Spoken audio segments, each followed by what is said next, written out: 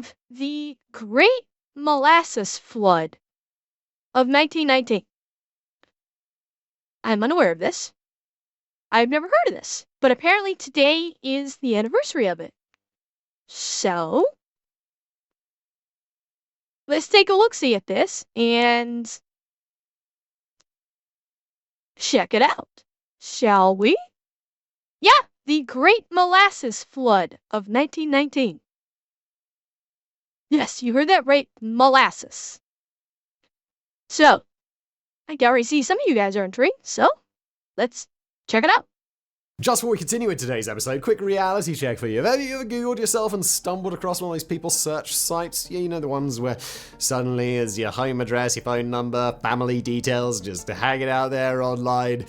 Not great, is it? And look, that's all thanks to data brokers who quietly buy and sell your info like you're some sort of product on a shelf. Here's the kicker. This data isn't just floating around in some harmless corner of the web. It's being sold to anyone at least it's at the very beginning, Leo. Telemarketers, nosy exes, it's in the beginning, it's out of the way, and their sleeve to mimic voices of loved ones. I actually like when people do that. That's why personal data is both incredibly private and, ironically, it doesn't disrupt the flow in the video afterwards. Their whole job is taking your data off of these sites automatically. You just set up an account, let Incogni know whose info it's protecting, yours, obviously, and they go to bat with the data brokers on your behalf. And the best part, it's not just a one-time thing. Incogni keeps tabs on new records and tackles them whenever they pop up, be the so best you stay data protected broker long term. protection. It's very easy, no headaches, no back and forth. It's just done for you. So if you're done with telemarketers, creepy online profiles, and the looming threat of identity theft, Incogni's got you covered. Gotta try and make money somehow, and if the channels themselves don't make all that much money, they've got to get sponsors. I don't fault them for that. That's incogni.com. That's why I let them play through. Link in the description. Big thank you to Incogni for sponsoring the video. And now back to it. On January 15th, 1919, a large storage tank located in the north end of Boston, Massachusetts burst. That storage tank had contained 2.3 million gallons of molasses, weighing roughly 12,000 tons. The giant sugary wave rushed through the street, killing 21 people and injuring 150. So this happened. Molasses is a viscous substance, about 1.5. Okay, just kind of brushing over the fact that this killed 21 people. Can you imagine death by molasses? Like, they must have drowned. I'm guessing that they lost their lives from drowning. Hi, Arctic. Welcome to the live version. I hope you like it just as much. You think they burned to death? I don't know.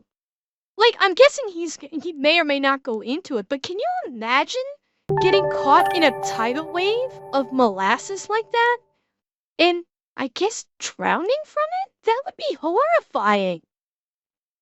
So, but hopefully I'll go into it. And Arctic, thank you for the follow also. 5 times denser than water, and it is notoriously is a viscous substance, about 1.5 times denser than water, and it is notoriously slow. Colloquially, slow-moving people and objects are referred to as being as slow as molasses. Well, tracing the origins of that phrase, it was originally as slow as molasses in January, indicating that the viscous molasses moved even slower in cooler temperatures. But January was when the molasses flood took place. So how did the wave of molasses reach speeds of 35 miles per hour, and why did they need so much of it in the first place? I think I can answer that first question. How did the molasses move so fast? And I think I can answer this because the molasses obviously was kept at a moderate temperature in its containers. And while they say, oh, slow as molasses, they're usually talking about very, very small scale. Like, you know, when you pour molasses out of a carton, it goes slowly.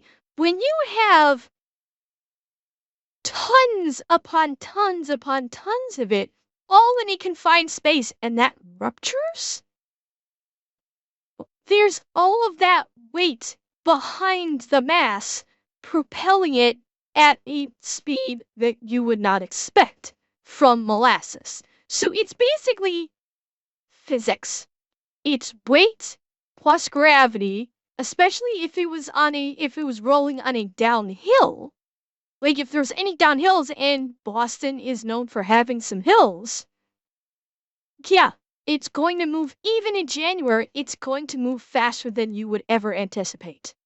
Well, molasses is a byproduct from the production of granulated sugar. Sugarcane stalks are pressed to extract their juice, containing primarily water and sugar. This is then boiled until the sugar crystals form. Once the sugar crystals are removed, the resulting liquid is light molasses. The light molasses are then boiled a second time to extract more sugar crystals, but the additional heat of the second boiling causes some of the sugars to break down and caramelize, and that's what gives molasses its signature dark color. Now, there are a couple of uses of molasses that most people are aware of. First, it can be used as a sweetener in food. Molasses is a key ingredient in brown sugar, barbecue sauces, gingerbread, and other baked goods. It can also be used as a standalone sweetener, sometimes used as a substitute for maple syrup over foods like pancakes. And because molasses contain a high content of fermentable sugars, it's also used in the production of rum, or even just pure ethyl alcohol or ethanol. And it was molasses. Chat, should I go get my bottle of Screech and take a shot? No, I'm kidding. I'm not going to go take a shot of rum now. Utility in producing ethanol that created such a massive demand for it in the 1910s. Ethanol is a key component in making multiple explosives such as dynamite and cordite, and the majority of molasses production at the time was used to make these explosives to help to fuel America's efforts in World War I. In November of 1918, the war ended, which resulted in a molasses surplus. But in the eyes of some, that surplus wasn't enough. The tank in Boston's North End was owned and constructed by Purity Distilling Company, who became a subsidiary of the United States Industrial Alcohol Company after being purchased in 1917. Although the war may have ended, something far more... Falcon, thank you. Thank you for the tier 1. And if I'm not mistaken, yes, we are, Eric. If I'm not mistaken, he's also implying that molasses being used in TNT and cordite means that this was potentially speaking, a liquidized bomb. And I'm guessing there's gotta be some further production necessary in order to make it, substantive in TNT and cordite, but sugar is highly flammable. That's the thing. If you've ever been at a campfire and throw sugar into a campfire, you'll get a puff of flame from it. So I'm probably way off base. But I'm wondering if that may have been part of the disaster. I don't know. More important for the future of molasses, it happened a year before the war ended. Congress passed the 18th Amendment, prohibiting the sale, manufacture, and transport of intoxicating liquors. However, an amendment to the Constitution of the United States doesn't just happen because Congress says so. It also needs to be ratified by 3/4 of the individual states. That hadn't happened yet, but it was getting pretty close. The 18th Amendment was written such that it would go into effect exactly 1 year after being ratified by the states.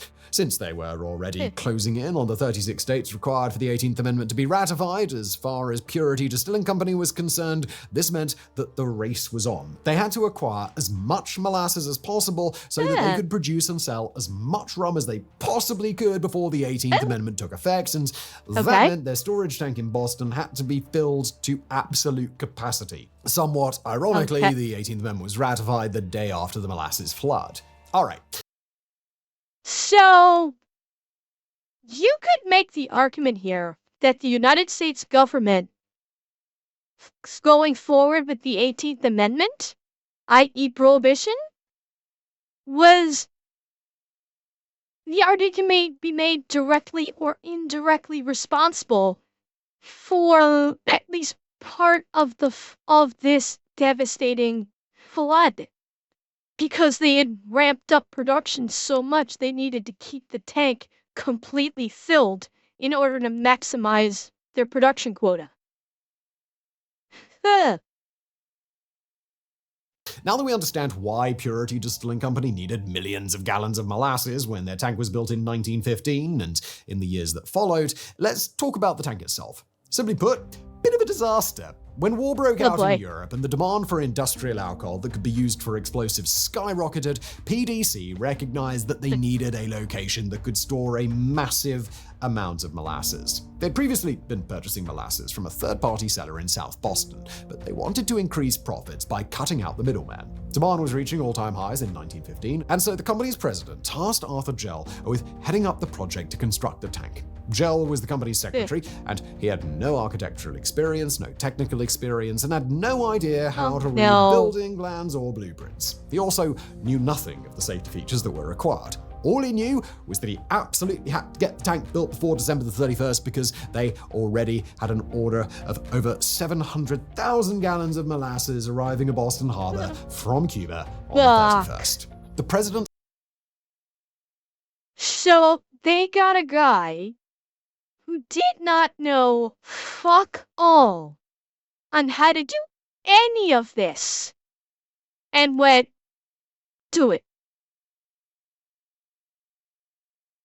From the fucking jump, you can already tell this is going to be a huge mistake. And I know Simon's gonna be going over it in detail, but I don't even want to think about how poorly constructed or designed this fucking thing is. And they put up in 1915 they put up? I'm guessing the fact that it actually stood for 4 years is a miracle in and of itself. Had made it very clear that Gell's standing in the company was fully dependent on the success of this project. If it succeeded, Gell would receive a big promotion. If it failed, then when the shipment arrived, the molasses would be dumped into the harbor, along with any future Gell had with the company. Failure was just not an option. Shortly after being given this assignment, Gell identified the perfect plot of land to construct the tank. It was located right between Boston Harbor and a residential area that was near the train tracks. This meant that molasses could easily be moved from the harbor to the tank, and then from the tank to the railway to head to PDC's distillery in Cambridge. The only problem was that the land in question was already owned by Boston Elevated Railway. Joe wanted to lease the 17,000 square foot plot of land from the railway for as cheap as possible, but they weren't particularly eager to just give away real estate for nothing. This caused negotiations to drag on, and by the time Gell had finally secured the land, there were only 2 months until the New Year's Eve deadline. He then contracted Hammond Ironworks to build the tank. Hammond specialized in building steel railway tanks, so they seemed like a good choice. But as we said, Gell knew nothing about building and couldn't read the blueprints. All he knew was that he needed a tank 50 feet tall and 90 feet in diameter, and that's 15 by 27 meters respectively, that could hold millions of gallons of molasses that could be constructed by the deadline. He ignored Hammond's safety concerns and rushed through the process as much as possible. By early December... Fuck. Yeah, we've talked about infrastructure failures before. This is a monumental one. And, well, Revan, Chernobyl was operator error, not the construction. Granted, you could make the argument that that part of the construction of the reactor with the type of fuel that they use, the way that they generate the power, the methodology, you could make that argument. But not in the construction of the building. This is just, I don't fucking care. We're gonna cut every fucking corner to get it up in 2 months when this probably should have taken minimum 6. My guess is the contractors that actually knew what they were doing. Wolfie, it was one factor. That was one factor in it. We're not going to get into Chernobyl thing because that is a whole fucking thing. But it was the construction of Chernobyl in and of itself, in its onset, is not the direct result of the catastrophe. There are many things. The construction is a part of a factor. But not as bad as this where they rushed construction of it to this degree. I think Chernobyl probably was rushed somewhat to get constructed, or at least as far as like conducting the safety test, they tried to rush that through. And of course, that resulted in failure issues. This is like, okay, we need to build this thing to hold millions of gallons of molasses in 2 months, when my guess is it should have been like 6 months to a year to properly construct it with all safety protocols in mind. So again, fuck the safety. I just want that fucking sweet, sweet promotion. The operations never change. December, the parts for the tank had been constructed, so it was time to begin assembling it in its new home. Unfortunately, because of the rush timeline, the tank wasn't actually built to specification. Cheer Hammond 100 testified evening in a civil trial following How is the the flood. washing machine? It is just fine, Dragon. Fully operational once again. Thank you. The tank wasn't actually built to specification. Hammond testified in a civil trial following the flood that all of the steel plates he delivered were thinner than what had been specified in the blueprints because it was the only way to meet Gel's inflexible timeline. Modern analysis has concluded that the steel was only half as thick as it should have been at a bare minimum. An MIT professor at the time investigated the flood and concluded that in addition to the steel being too thin, the plates were connected using an insufficient number of rivets. But perhaps Hell, are you fucking kidding me? The guy said, if you want to hold millions of gallons of molasses, you need construction materials of these dimensions, and you're gonna do half of the thickness of materials and the constructing implements? No, I didn't actually. He was saying, Simon was just saying, like, the contractor told Gel that the material needs to be this thick and it needs to be secured by, these many rivets. But he had to rush it in order to meet the delivery time, so he got steel half as thick in order to meet the deadline. So it's not so much that he wasn't reading the blueprints, it's because he was demanding such a rushed job, they had to do substandard equipment and substandard materials, and, well, we know what the results are going to be from that. one of the biggest shortcuts taken by Gel during the entire process was the stress test. Once the tank was complete, it would have been standard practice to fill the tank completely with water to test for leaks. However, going through with these standard safety measures would be an expensive process. Not only would PDC have to purchase millions of gallons of municipal water, but the testing process would take weeks. Since construction hadn't begun until early December and was slowed down by multiple snowstorms, there simply wasn't time for any of that. Instead, Gel just had the 50-foot tank tool filled with 6 inches of water, saw that the tiny amount of water wasn't leaking, and just called it good enough. Now, if you're wondering how Thank fuck. Yeah, the problem isn't if it leaks from 6 inches of water.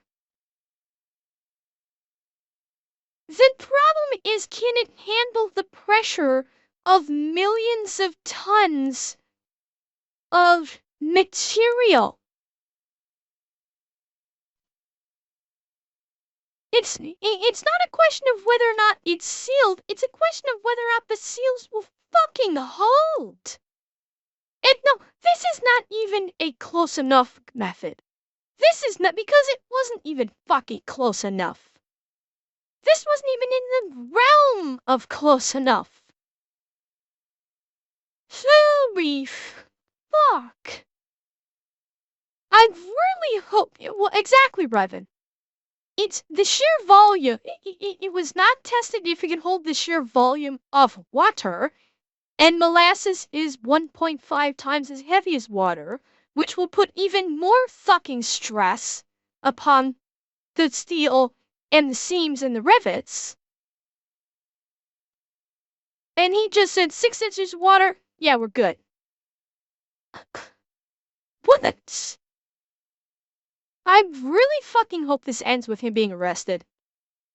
How on earth this structure could have passed inspection? The answer's simple.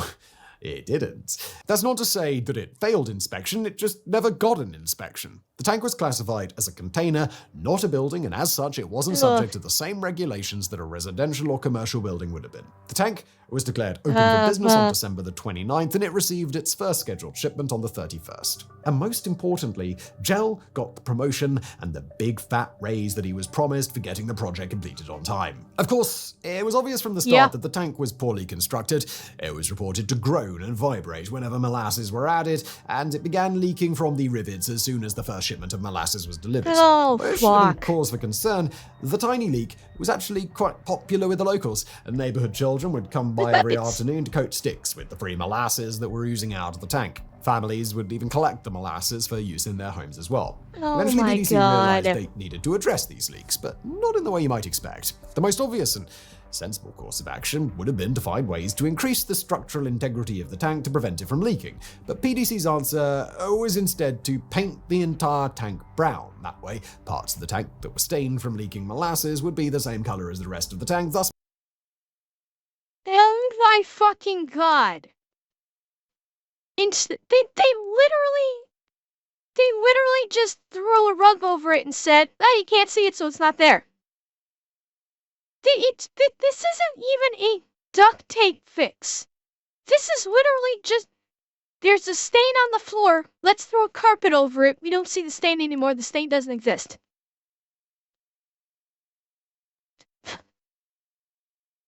What the fuck?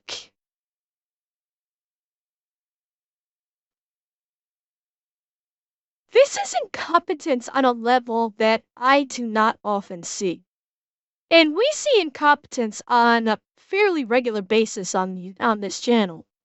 I can't recall seeing willful incompetence of this level for quite some time. And yeah, V-Dog, you're right. They used lead-based paint. Wouldn't you want to bet that lead-based paint leaked into the molasses? making it less visible that the tank was a giant leaking mess. They also tried to patch the leaks by filling them with cork, but that was never going to be an enduring solution.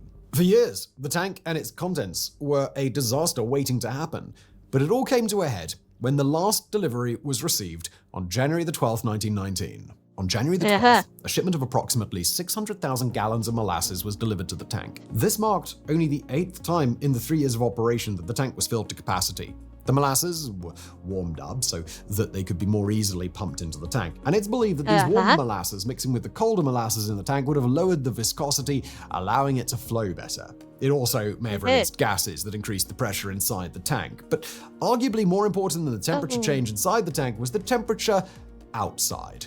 January 14th was a bitterly cool day, typical of Boston that time of year. The temperature was only 2 degrees Fahrenheit or minus 17 Celsius.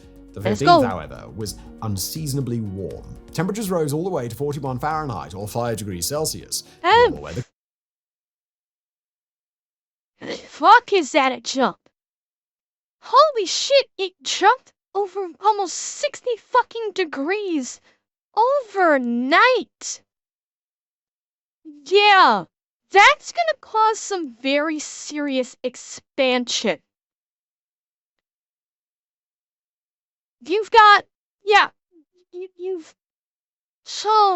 And especially if it's a sunny day and you're getting direct sunlight on the tank. Boston, Braun, they're in Boston.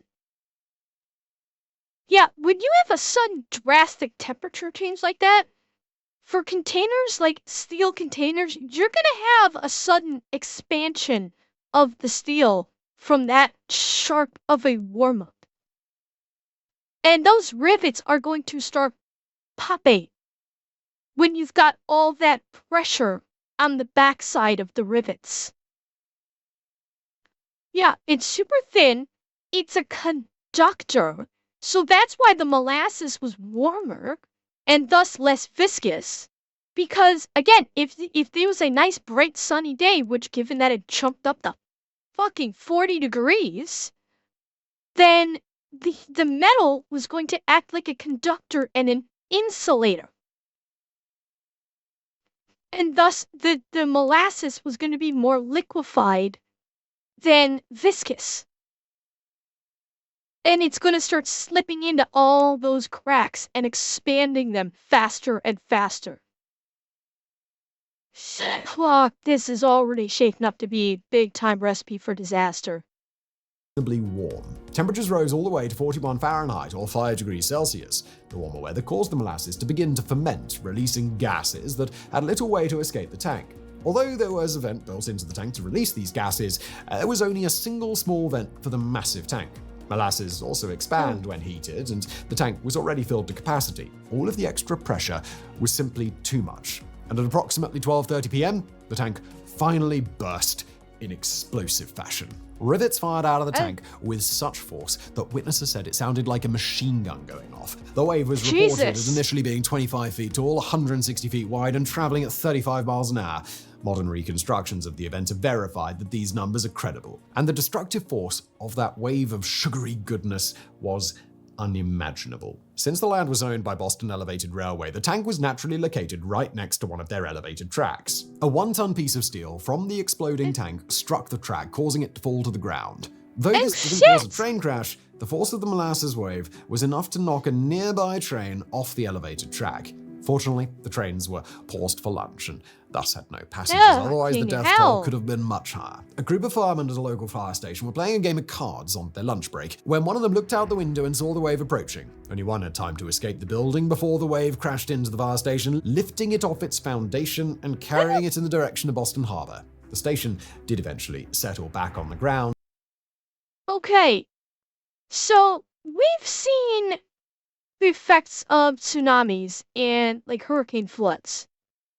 Now, picture, throw in my voice. Picture a flood, the typical water floods that we see on the news and everything.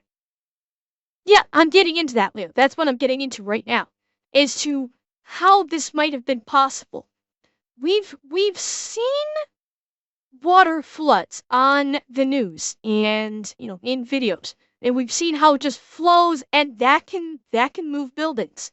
Remember, molasses is 1.5 times as thick as water. And it's flowing like water at the moment. So basically, you have a tidal wave of water that hits like a fucking brick. And that's how you're getting an entire fire station getting ripped off its foundation and getting tossed. Because it is a liquid tidal wave that is denser than water. Now imagine that hitting a person. Could I surf on this wave? No surfing on the molasses tsunami. Yeah, obviously it's stickier than water. Though at least one truck was thrown into the harbor by the wave. It took hours to rescue the remaining firemen, by which time one of them, 38-year-old George Lay, had already drowned. As the wave destroyed buildings... Okay, so he did drown. That's what I'm talking about. Can you imagine how horrifying it would be to drown in fucking molasses?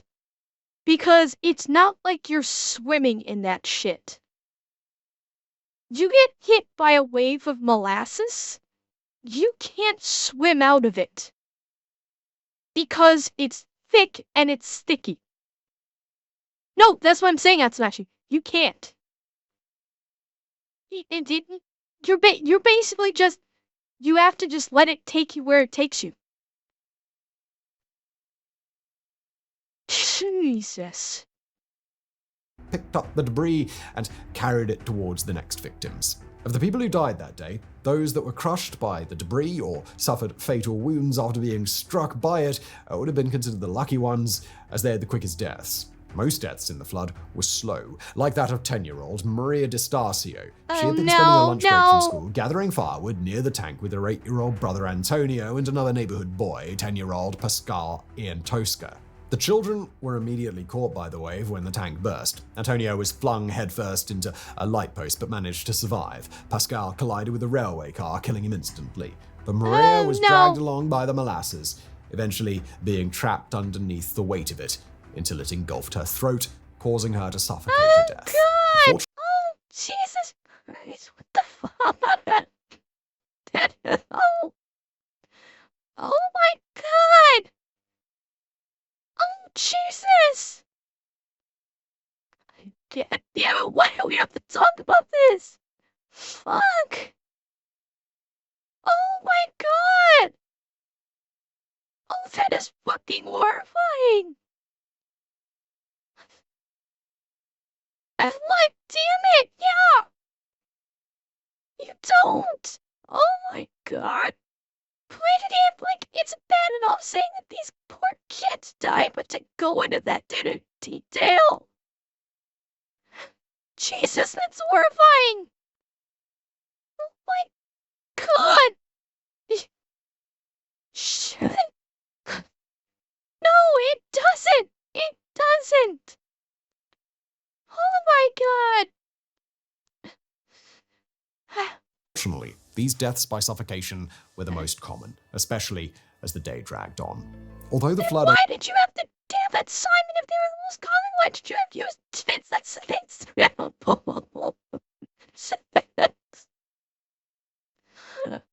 fuck! Oh my god! Okay, I'm sorry. That was a horrible decision by this bird as a content creator. If those were the most common, why the hell did you have to use kids as your example? Shit! I don't... Oh, God. Oh, fuck. Okay. Alright, we've only got 2 minutes left of this. Let's get through it. Only spread out about 2 blocks, the thick, sticky nature of molasses meant rescue efforts were very difficult. The liquid was up to a foot deep, and the temperature began to drop as the hours went by. This made the molasses thicken, and for those who were trapped, escape or rescue became even more difficult. Initial reports varied, with 150 injured and anywhere from 11 to 15 dead.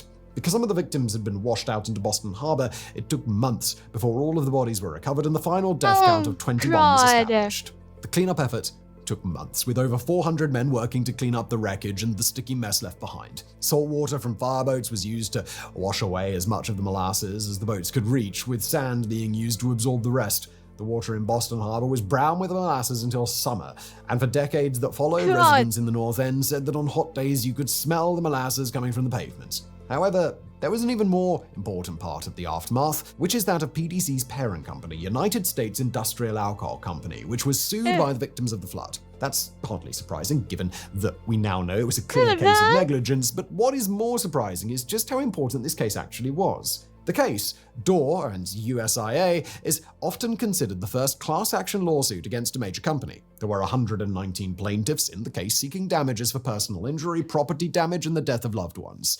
Of course, USIA denied the allegations of negligence, instead putting forth a different version of events. Because much of the molasses had been used to make wartime explosives, they argued that the flood was caused by an Italian anarchist who detonated a bomb to destroy the tank. However...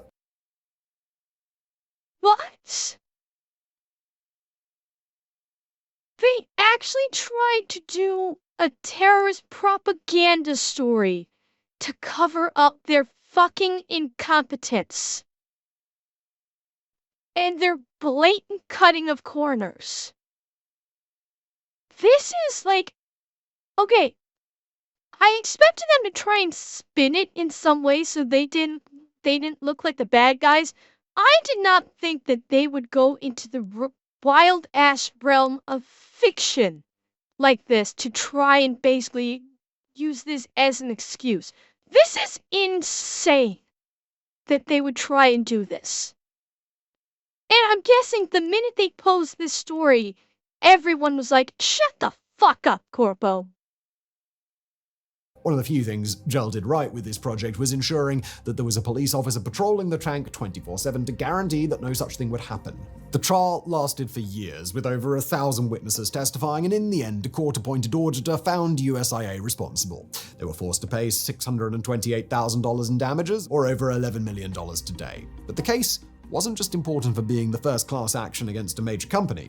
USIA's liability in the case paved the way for modern regulations that try to prevent things like this from happening. Don't forget, there was absolutely no government oversight in this construction project at all, and even the people building it knew it wasn't safe. But hey, at least it got Gel his promotion. Yeah, what the fuck about Gel? I'm pissed that we don't know what the fuck happened to him. Did he literally get nothing?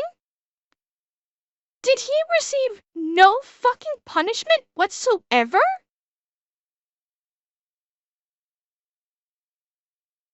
Like, what the fuck?